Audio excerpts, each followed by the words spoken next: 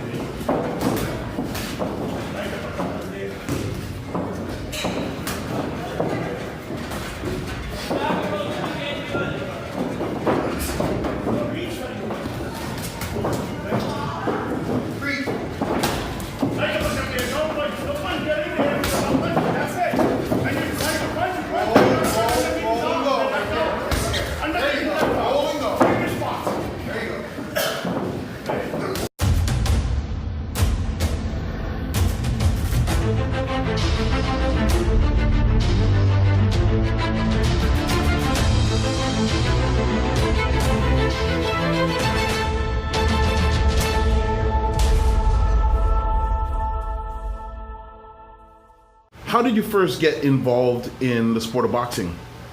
I always wanted to learn how to fight when I was a kid, and I had a buddy that was in boxing, and I decided to try it out with him. And did he, like, how old were you at this time, and was he already competing at the time?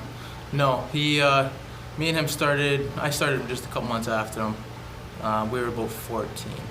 I always liked just fighting in general, and I always liked to use my hands, right? So I thought boxing would be a good fit for me.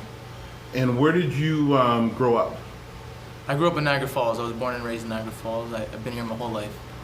And when you started boxing at 14, how long did it take before you had your first fight?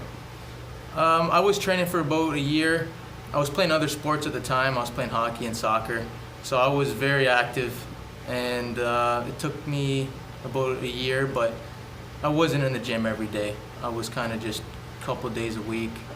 And then I started sparring after about 4 months, and then that's when Billy put me in for a fight. It was about a year after I started. And what gym was that you were fighting out of? I was fighting out of Fight Club Canada. Billy Irwin was my coach. So how did your amateur career progress? I had my first fight about a year after I started, and then I had like a year break where I didn't get my second fight. And once I got my second fight, I started fighting more often. After about my sixth fight, that's when I started to take it serious. That's when I thought, okay, I'm getting good at this. Let's pick a sport. So I ended up quitting my soccer and my hockey, and really focused on boxing. And I was about grade 11 at the time is when I started to see a change. And what made that change? Like what was kind of that trigger that made you decide to change it up? Well, I had a good friend of mine, Milo, in the gym at the time, and he was working with me every day, and I was just having so much fun doing it. So he was really teaching me a lot, and it just caught my interest. Was he another competitive boxer? Was he like an assistant coach? Yeah, he was actually both. He was fighting at the time, and he was helping out with the younger fighters at the gym. And so what type of experiences have you had as an amateur that stand out in your mind? I'm a two-time national champion. I was on the national team for 3 years. My first year, senior, I was the B team, and then I won the nationals 2 times in a row after that. And those are basically my major accomplishments. And how was that? Like, what was that experience like? Have you fought outside the country? Did you fight in international tournaments? Yeah, I fought in many international tournaments. I traveled all different kind of countries, over in the UK, in Europe, in Central America. Yeah, I've been to quite a few different countries.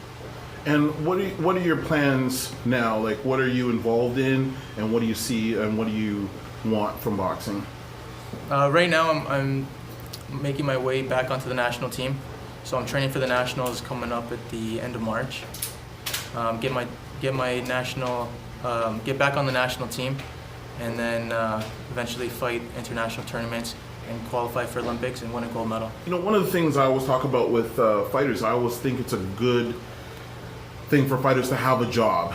Number one, I think it's something that you can kind of put your mind off of boxing for a little bit, and so to keep boxing fresh, and it kind of puts a little bit of money in your pocket. What's your thought about working and training? Yeah, I agree with that. I mean, I sell cars. I love it. It's like a hobby for me, and it's the two main things is boxing and selling cars for me. I love cars, so it's a lot of fun.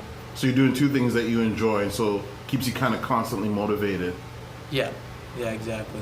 I'm always ready for anybody. I mean, I train to win. I don't train for specific opponents. Whoever is in front of me at the time, I deal with it then and there.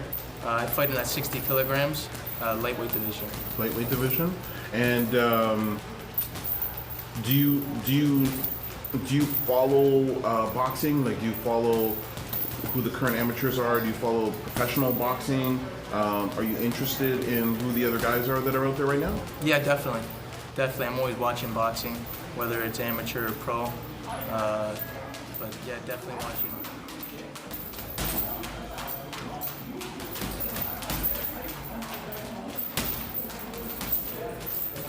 Do you have to diet to get down to your weight? 100%. Diet is it's key for me. I mean, I'm a pretty big lightweight, so I always have to cut down ahead of time. About 6 to 8 weeks before is when I start my diet, and I just slowly get down in weight. And usually about a week out, I'm just a couple kilos over. So does somebody actually set your diet out, or do you do it on your own? I've had a lot of nutritionists over the years. Basically, I get in touch with my nutritionist now and then, come fight time. But I basically know what to do. It's just sometimes I need reminders. And so, do you think do you think a nutritionist was key in helping you to get and stick to a diet? Yeah, definitely.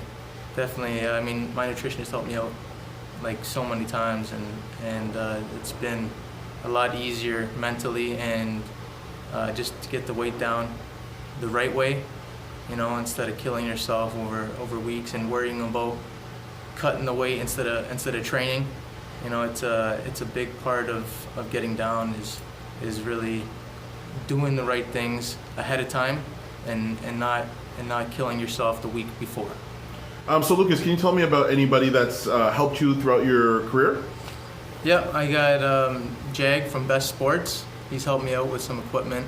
And also Dominic Bronca from Back Alley Barbershop. They're a popular barbershop in downtown Niagara Falls. Well, thanks a lot for the interview. Thanks for taking your time. Really appreciate it. It's been awesome getting to know you. Thank you very much, Dameon.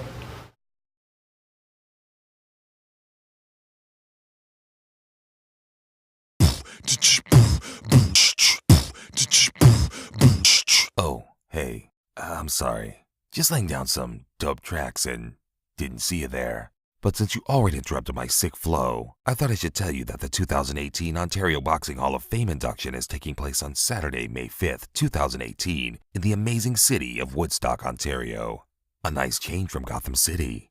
The price is only $50 a ticket, so you don't have to be a billionaire to come out. Contact Dameon for tickets right away because they are going faster than medication at Arkham. Wait. Batman back in. Forgot to drop the mic.